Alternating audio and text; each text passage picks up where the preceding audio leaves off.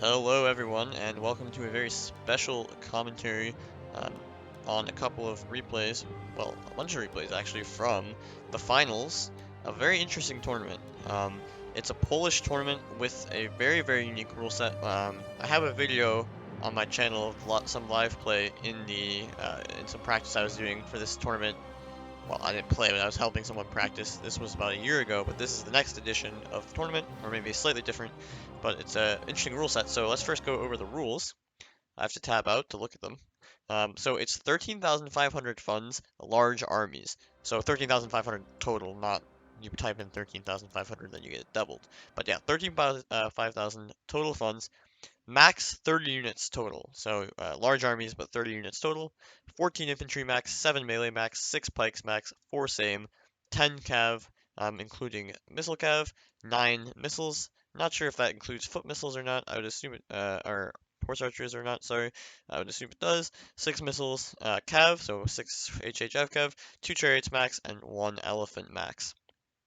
So, yeah, Polish tournament, and the finalists are Zahar and Bachus. So Bachus probably the most well-known Polish player, quite a decent player as well. He is always a threat in the international tournaments that we have, and he's facing up against Zahar here, who is the young blood coming in there, and he was uh, grinding hard for this tournament. So should be an epic final.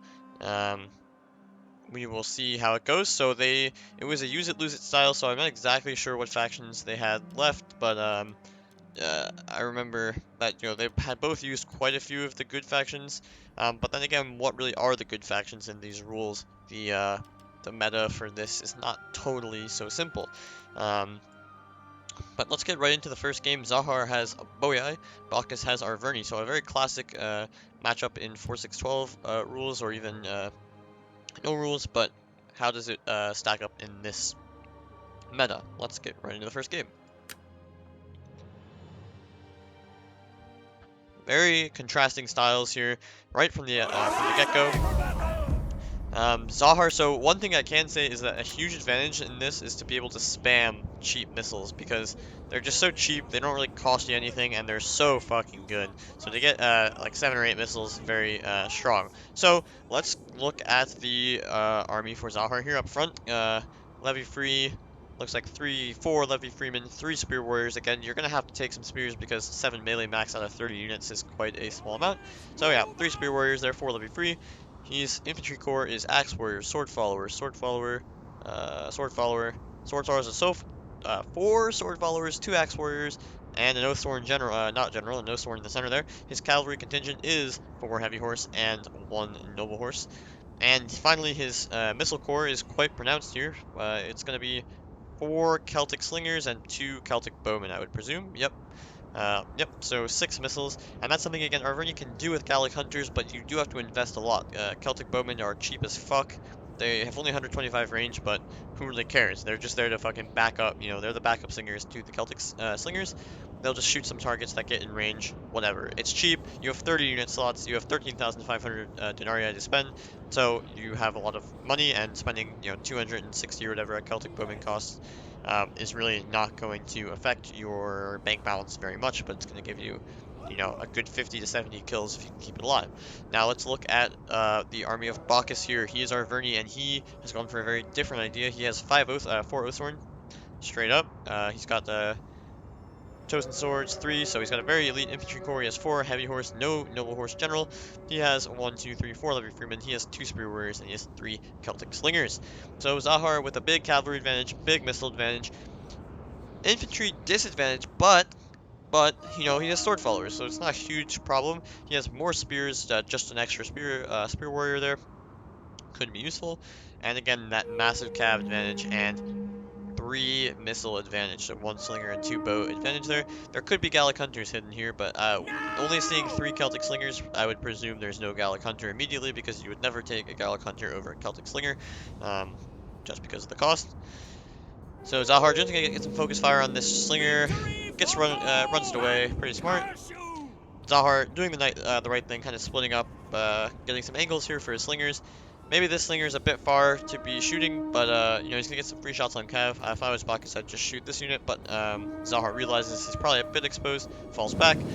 Gonna take some rear shots here, but most of them miss, it looks like.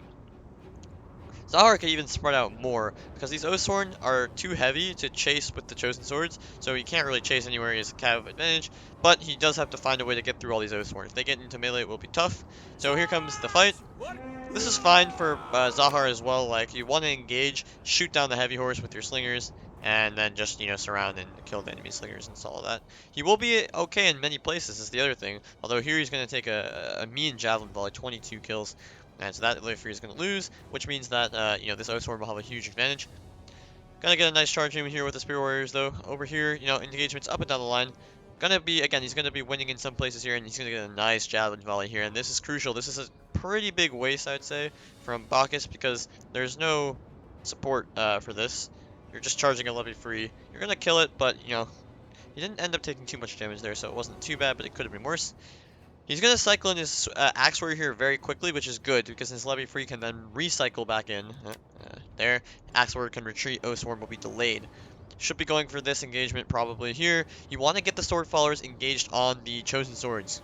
That's crucial because it'll get you an advantage there. Nice bait and switch from Bachus here. Will give his Chosens a chance against the Sword Followers there. And again, now the Heavy Horse gets countercharged. The Sword Follower or Axe Warriors get in here as well. Heavy Horse down to 48. Heavy Horse at 60. Not a good sign for Bachus there. This Heavy Horse is out on a mission from God. Not worth it here, though, I'd say, to recharge the Levy Free when that's already fighting a Spear Warrior to get 2 Javelin Volleys. We'll get a counter Javelin Volley on this Heavy Horse, but this guy is taking the brunt of the damage. Gonna double up potentially on this Oathsworn, but that's maybe not great because you're going to be taking, you know, the Oathsworn will love to get this engagement.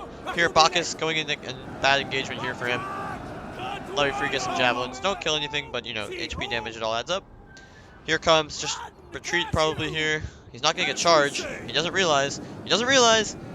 So, it's not going to be a great engagement. The Cav will save the day here, but it'll still be an awful engagement. Oathsworn will dominate. But the Cav advantage is really out of the picture at any kind for Bachus here. He's losing tons of Cav.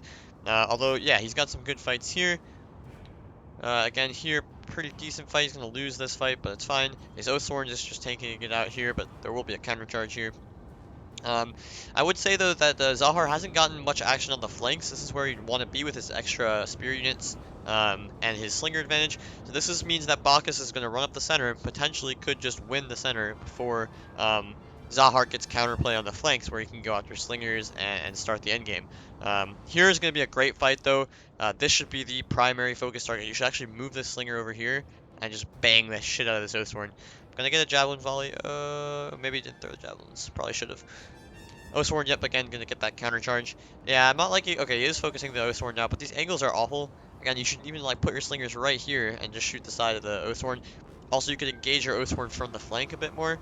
But okay, it will open up this flank, but there's just not as many slingers here to shoot the flank. And it's the left side as well, the left shielded side of the unit. Nice breakthrough here from the Heavy Horse. Could just go and smash this other enemy horse that just has less men. Definitely should be cycling out here, I think, but you know, it's going to be good. The Axe Warriors will be doing decent damage. Sword Followers, again, 113 against 98, they can potentially win. And again, okay, nice charge from the Heavy Horse here. So Bach is getting the better of the engagement, I'd say, so far. Zahar needs to realize this. Okay, but the Levy Freeman intercepts, so that'll be good. But this rear charge should be devastating. He's got counterplay for the Slinger defense, but not for the infantry defense. The Oathsworn General, or the Heavy Horse General, also needs to get involved somewhere. He's just losing the center here. These Oathsworn, yeah, are losing, but they're fresher. Nice charge here. Should get a lot of kills on that Heavy Horse and kill it off. But I'm not sure if he has enough here. Nice play from Bachus here, using the Levy Freeman to stop the Heavy Horse from chasing the rear charge. And the center is just breaking apart. We'll get a nice charge here. But it's never over, because again, cavalry going down here for Bachus. Cavalry going down here for Bachus. They're losing, but they really should be winning. Not really sure about that. Now Bachus will pop Relentless and yeah, just Relentless, I guess. But these slingers are all very healthy here for Zahar, so you really can't count him out here because there's going to be no cav left on the field. Bachus needs to just run away with his cav at this point. And you can see he's going to get the slingers here potentially, and that might just be enough because there are some infantry units that are winning. He can get some rear shots. He's still doing well in this fight. He can flank around. And he's going to be, these infantry units are not super healthy. 94 is okay, but 56, Oathsworn 84, Oathsworn 62, not great. But can he even kill the slingers in the first place? There are still 2 slingers alive. Now that's not a lot, that's not enough to be worried about. But these cav are also getting in to the slingers of Zahar here, so not great. Again, another cav here, easily counterable, but still some kills coming in. And there's a lot of cheap units here, levy free, and stuff like that to chase down slingers in the late game. Although, will they be able to do that with cav on the field? That's another question. Another slinger route here, but he doesn't kill it off. Still killed about half the unit there, pretty important. Big kills, and this is going to be a very close endgame. Zahar did enough. He didn't do a very good job, but he did enough to even out the infantry war a bit more than I thought it would be, given that Bachus got the much better engagements. But okay, he has all of his slingers. He's got the general with the strong cav. Bachus, the problem for Bachus is he's a bit isolated here. These units will just get focused down before the support can come. Oathsworn gonna go down to the combined power here of these units surrounding. And Bachus doesn't have a whole lot left, but these cavalry are not very healthy, and he's gonna need them to win the endgame, because these levy free could just chase down the slingers at a certain moment. And another isolated slinger gets shot down, gets charged. So Zahar not really protecting his slingers in an ideal manner, I'd say. He's a bit overzealous. Like, he's got 2 cav here, he could have 1 cav over here. He just needs to spread out at this point. That's the main thing. 2 Oathsworn breaking through the center, big spear warrior unit, 2 levy freemen. The levy freemen are good at just chasing slingers. There's also a chosen sword here, so I think, sorry, his chances are dwindling a bit, I would say. Zahar, I mean, because he's just running out of units again. Here's another problem. He's gonna get the target on time, but it's just not a big enough unit here. That's why he should have had his cav spread out. He doesn't need like 3 cav in this area of the battle. He also failed to kill the slingers of Bachus there. He went in a bit piecemeal, I would say, although these guys are walking now, so that's kind of weird. They're gonna get a second volley, but the cav are still gonna win. He kind of should not have engaged. He shouldn't have went for the slingers. Is my idea there, because he was in too deep. The cav just got caught out. They were much healthier than Bachus's cav. It's 3 slingers. You have 6 units. Once you come to this endgame, now you go after the slingers. When everything's out of javelins, you can tie down a few of these units. Then you go after the slingers. But okay, he's gonna get the general here. That seems pretty inevitable. Well, it will be close. There's just so many small units here, and the slinger war is not even in his favor anymore. I'd say it's pretty even, especially if this slinger will die. Again, he needs to get his general over here ASAP to save that unit. He's gonna get into these spear warriors though. They're tired and winded, although his sword followers are very tired, so it's not much better. General's gonna get focused down though. Of both sides really, but these slingers, these levy free, these chosen swords are better at this point. Both generals have died, but that really just favors Bachus here because his units are a bit better. And this heavy horse can get a lot more value out of units that are where the generals recently died. They'll just break. Although they might not rout, the general can still save them.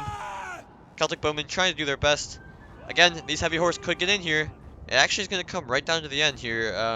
The general, Bachus did not play this well. He lost the spear warrior for nothing. He lost his ability to chase these units. He's chasing these units when he should just consolidate. He should just consolidate and say, look, I'm going to defend my slingers. They're a bit healthier than yours. We can trade off the slingers, 3 versus 3, and then I can just sit here with my infantry and just win. But now the heavy horse is going to have a chance to change the situation. And also these Oathsworn are going to go down for nothing. These Oathsworn are exhausted and out of the battle. And these guys, again, out of the battle. They should just ran away. There was no point in chasing the slingers. The cav can do that. There will be slingers on the field for Bachus as well, but this is going to be quite a close endgame. I don't really know who has the upper hand, because there's a general on the field. I mean, there's a cav unit on the field here, but there are better infantry over here. Although, again, he's going to lose like 3 of his infantry for nothing. This slinger gets isolated from the herd. He should just run it back. Like this heavy horse is just dead. Just run it back to your units, and then take the 3 slingers versus 3 slingers. Trade off the slingers with your with a slinger war, because they don't have much ammo left. Nothing has ammo here. Okay, he does that, and then just keep the Oathsworn. and chosen swords safe in the rear, rest them up, and they're probably enough. He shouldn't turn his back here, by the way. He should just stand there and take it. But we're going to get a nice end game here, although there's only a minute left, so yeah, so this is a critical mistake, I'd say. Right now, the Oathsworn and the Chosen should be way out of the fight. Put the Levy Freeman up in front if you want to like push around the slingers, but you have to be in long lines. You have to open your slinger line up, exchange them off, because yeah, that's the way you can get the advantage. Let's see what's alive. Celtic bows, no ammo.